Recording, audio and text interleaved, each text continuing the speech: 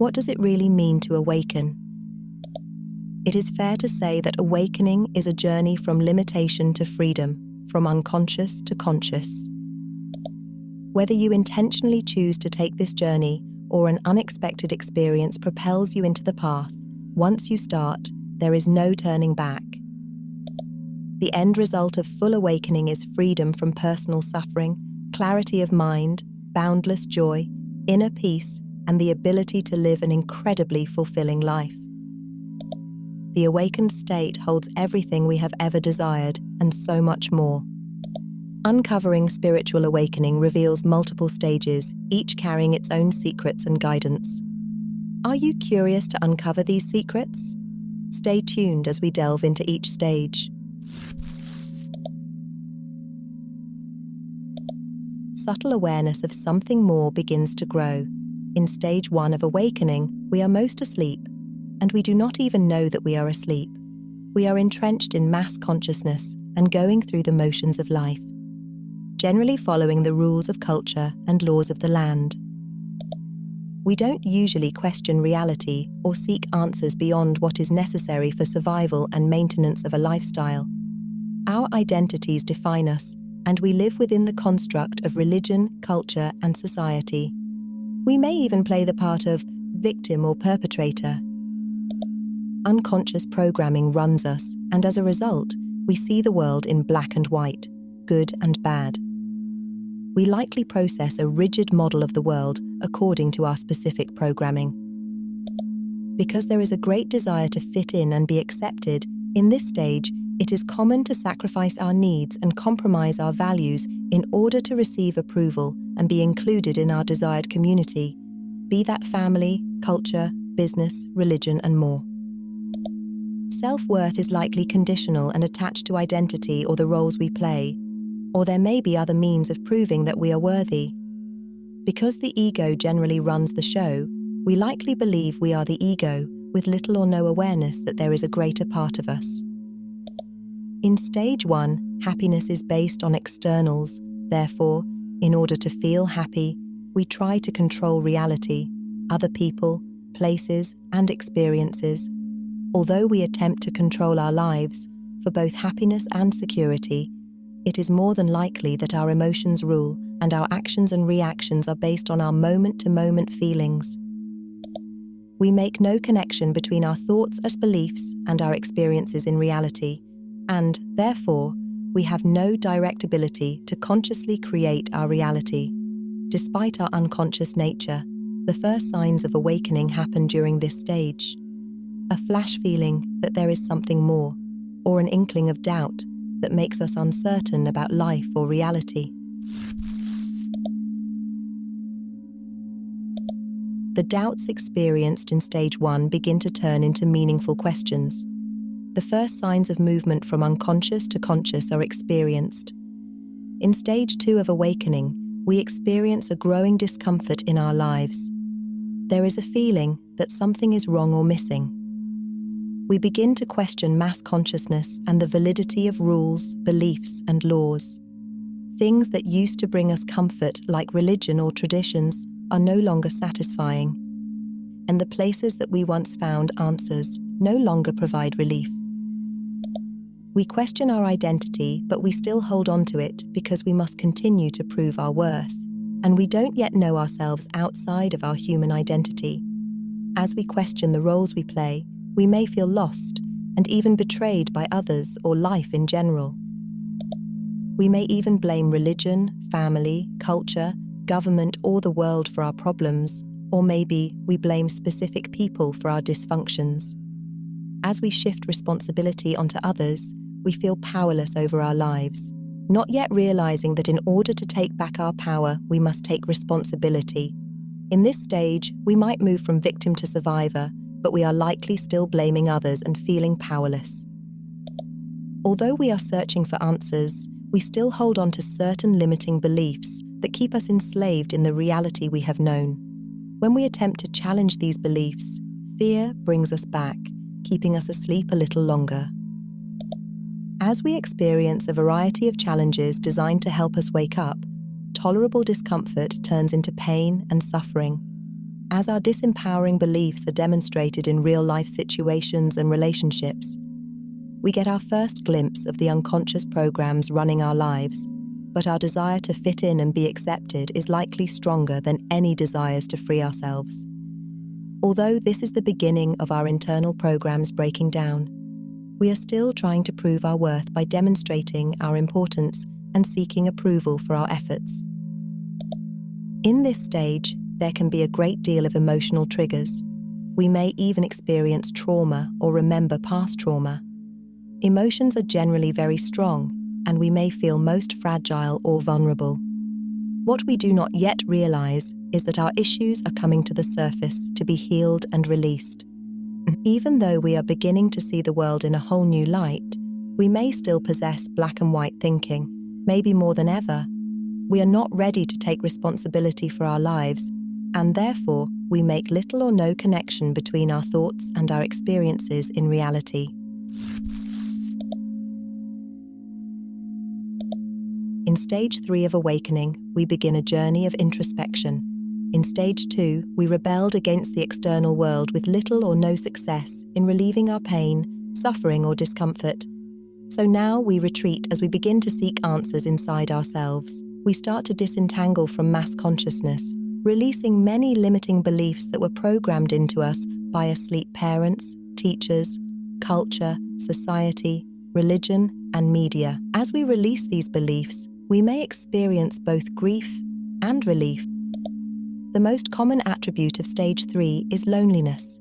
In a sea of billions of people, you may feel like you are the only one awake. No one understands you, and there is no one with whom to connect. At this point, you might begin to question the questioning. Why did you ever begin this journey? What's the point of waking up if you must be alone and lonely? After all, you might have been unhappy when you were asleep, but at least you had friends, family, and people who cared about you. Issues of worthiness often surface in this stage because the ways in which we once proved worth no longer work or are no longer available because we left the job or situation that once made us feel worthy. We may still try to seek approval, acceptance, or appreciation, or get other emotional needs met by those still in our lives, but it doesn't fulfill us as it once did, and we are left feeling empty, forced to deal with feelings of unworthiness on our own. Our desire to fit in and be accepted is slowly being drowned out by our desire to be free and awake.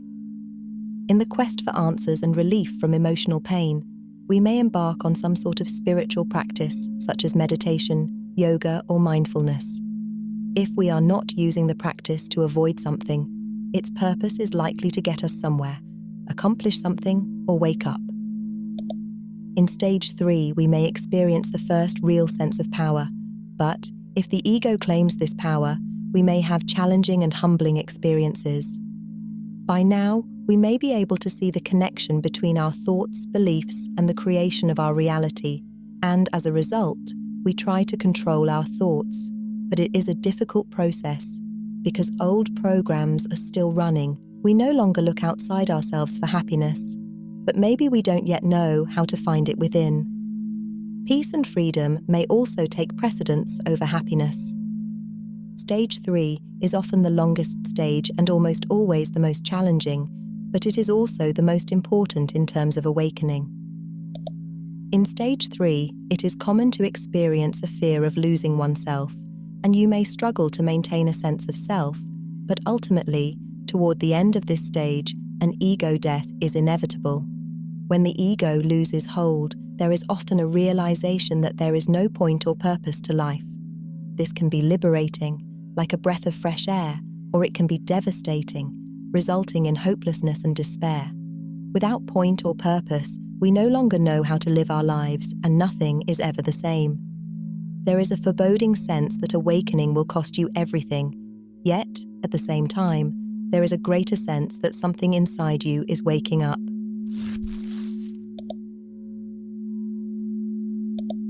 Stage 4 of awakening is the stage of resolution where your true self has finally overshadowed your false self or ego self. The struggle that you experienced in the first 3 stages is over, and you experience a deep peace and knowing of who you really are and you are no longer seeking answers. Doubt has been replaced with faith and trust. You are able to see and understand your life in such a way that your past and present all make sense. You have forgiven everyone for everything, including yourself. You are no longer trying to prove your worth. You now know and own your intrinsic worth, and as a result, you experience unconditional self-love. You allow yourself to be exactly who you are, without needing approval or acceptance from anyone. You no longer have a need to change anyone or help those you love.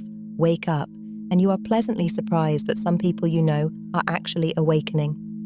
All your relationships improve, and the new people who come into your life are better aligned with who you are. You have made peace with the realization that there is no purpose or point to life, and as a result, it is effortless to live in the present moment. Your love for life and all living beings overflows unconditionally with gratitude and appreciation as a common state of being. You take stock of yourself, realizing that you are still you. You are free from ego control, and no authentic parts have been lost in the journey to awakening. Your personality may be quite the same, but you are likely more easygoing and light-hearted. Either you have found a livelihood that is aligned with who you are, or you have made peace with your present-day livelihood. There is really no thought of happiness because you no longer need anything to make you happy. You have realized that the secret to happiness is living in the moment, and it is now easy to be present at all times. You have learned how to master your thoughts and beliefs, but, surprisingly, you may have no desire to change anything in your life. Although you likely experience a full range of emotions no longer rule you or control your choices or relationships. Your higher self has integrated in your body, and you live your life as this real self. You are finally conscious and awake, and grateful that your past, asleep self had the courage and tenacity to make this journey. It was worth it, 1,000,000 times over.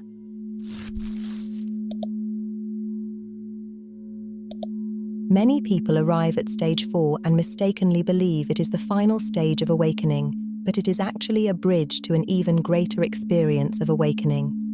In stage 5 of awakening, you experience and deepen all the attributes of stage 4, but you also step into your power as a conscious creator. Although there is no preordained point or purpose to life, you now understand that the point and purpose of life can be anything that you choose, and you integrate this understanding by consciously choosing the purpose of your life, because that is the point. Work and play merge into one, and you experience peace and fulfillment equally in both. You no longer do anything out of obligation or need, but instead, you are guided through inspiration and pure desire. You experience a direct connection to all of life, and you are inspired to create in a whole new manner. Through intuitive connection with infinite intelligence, you might develop new paradigms of community building, teaching, or leadership. At this stage, you have the ability to attract relationships and form communities that support the betterment of humanity. Since you have mastered your thoughts and beliefs, you can now consciously create the life you desire, living in the moment while also creating for the future. Whatever stage you might now be experiencing, you cannot get it wrong, and there are no tests to pass. No matter where you are on your journey to awakening, you are exactly where you need to be. Your soul is calling and your purpose awaits. Subscribe to our channel now, and let's explore the boundless depths of the universe together.